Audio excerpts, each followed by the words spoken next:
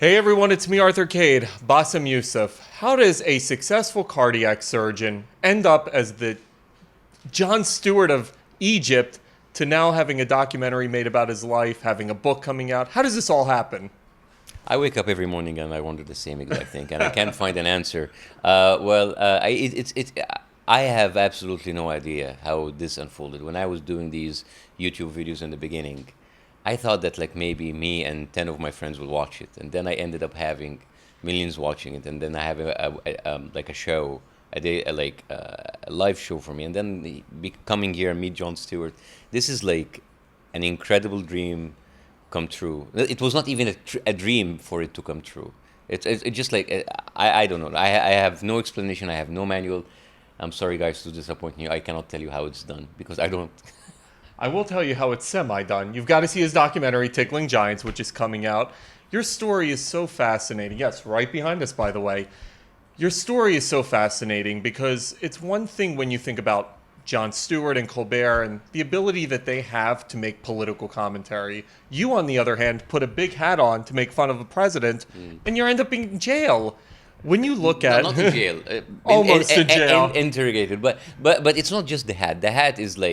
The hat is a very easy joke for other people who don't understand the language to get. We were every single day we didn't just write silly jokes. It was about the commentary of of like how you break into the taboos that were not allowed to be discussed, about how you use religion, demagoguery, fear, national security in order to drive the masses, in order to make them fear the other, in order them to accept tyranny, and I think this was the best message of the show, that how we could use satire in order to poke the tyrants, the dictators, the pro-military, the pro-religious fascists. And this was the biggest thing, the biggest getaway that we can get from the movie.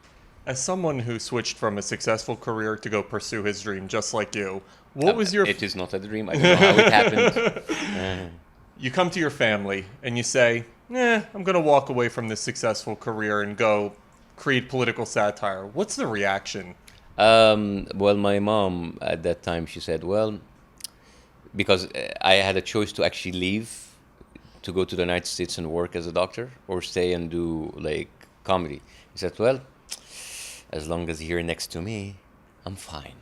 So that was like a good trade-off for her. Like, at least he's here. He's like next to me. I can get him wherever I want. So for that, that was like a good trade-off. But like I promised her that I will not resign. I will continue being a doctor. And for the first year and a half, I continued doing my show while going to my hospital shifts. That's awesome. Yes. That's awesome. You're like scrubbing in and you're like, sorry, I've just came from I'm rehearsal. Yeah, or going to the rehearsal with my gloves still on and blood. It's like, sorry guys, didn't have time to change. Then the program gets launched, and you're getting 30 million viewers a week. To put that in perspective, Jon Stewart at the height of The Daily Show was getting 2 million viewers a day.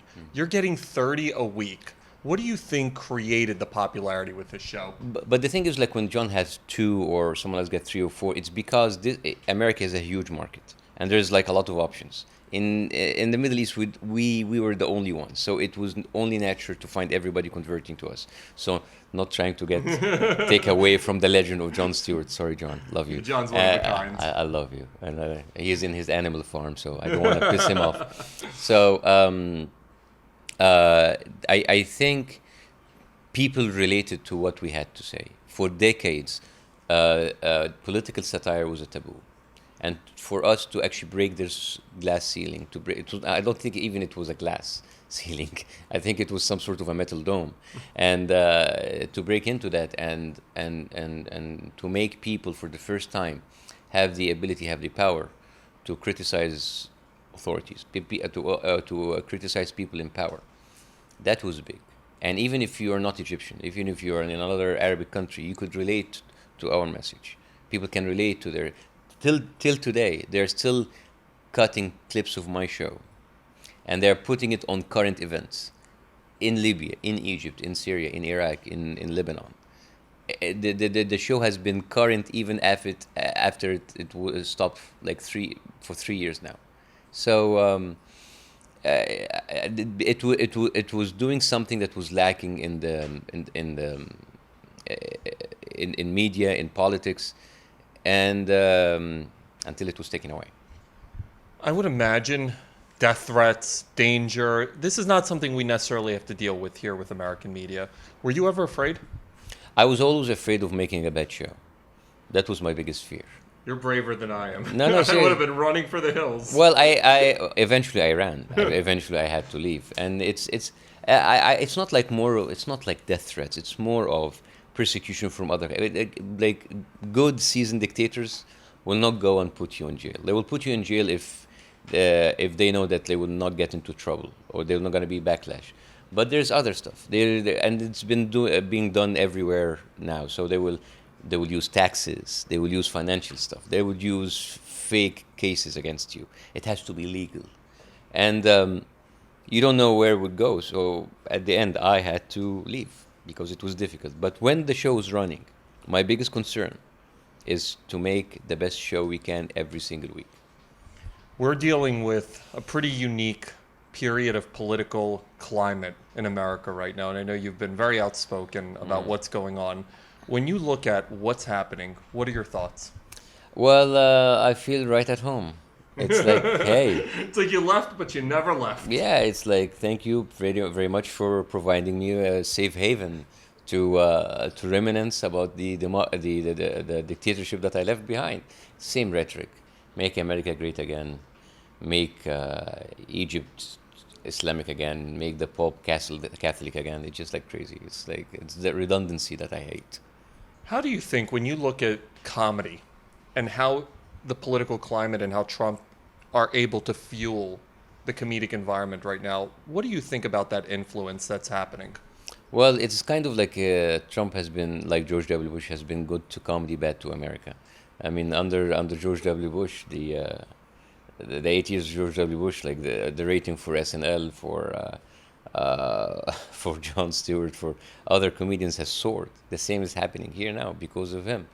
And it's good that you have people finding refuge in comedy, but what keeps me worried is that people can just use this as an outlet without acting on what to do next.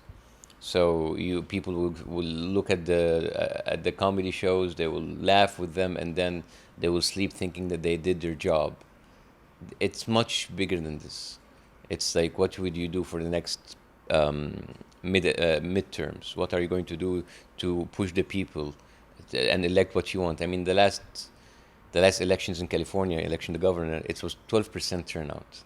I mean, after all of these millions in the Women's March, after all of these people protested, and when the time came for people to go out and cast their vote, you find such a minuscule turnout. Comedy is good, but it's not everything.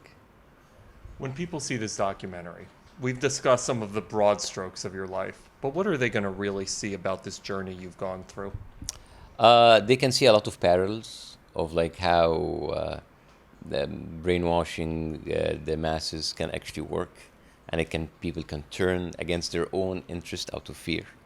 So they can relate to what they see here day to day, but they can also see a journey. It's not necessarily my journey. It's not necessarily the journey of the wonderful team that was doing this show under incredible pressure, but it's kind of a journey of a whole region. It's the hopes and the aspirations of so many people who there was a window. There's a window for these people to say, like, yes, we can do it, and then it was taken away from them. It's bittersweet. It's great. It's beautiful. It's saddening, but it is very, very, very real, and it's more of a human story more than anything. You're a brilliant political satire genius. Oh, yeah.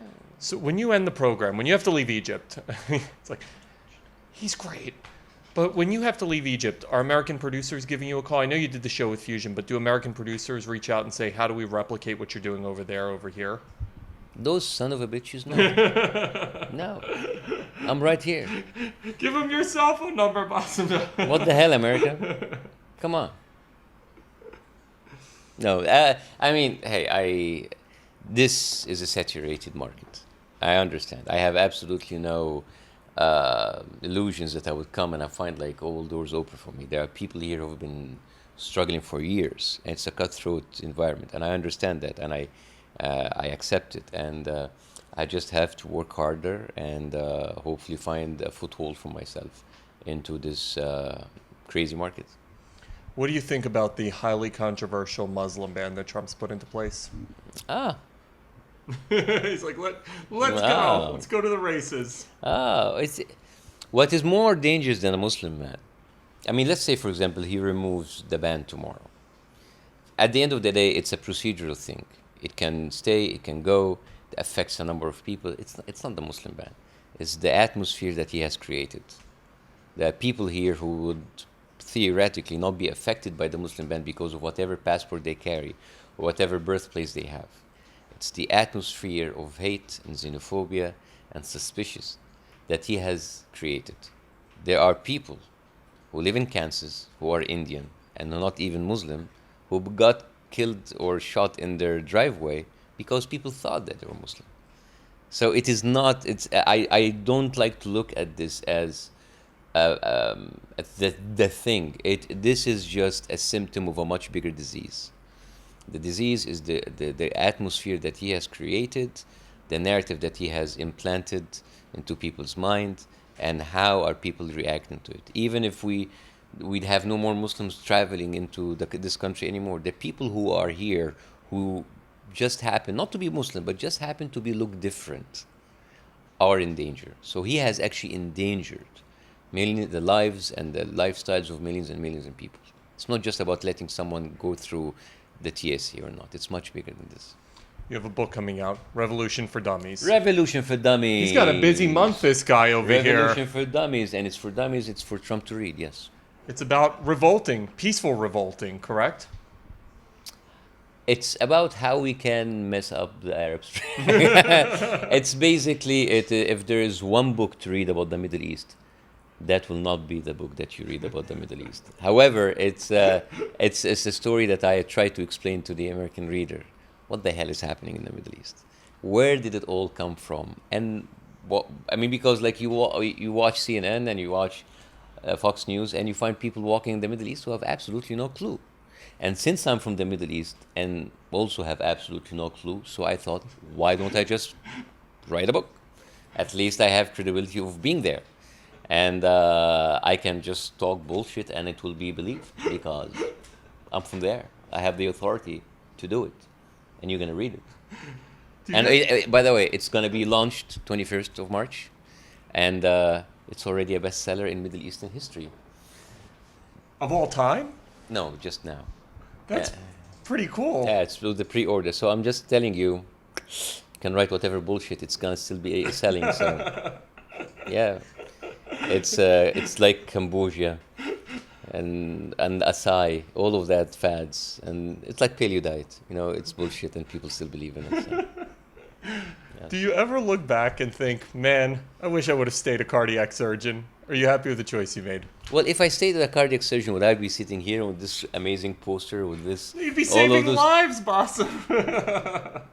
They're gonna be saved anyways. There's too many doctors, so I'm here. And I'm glad that I went through this journey, and I'm glad that you are hosting me this wonderful show. And hey, I mean, would a cardiac surgeon have a documentary be made about him? It's pretty cool, isn't it? Isn't it pretty cool to have a movie made about your life? It's the best pickup line ever.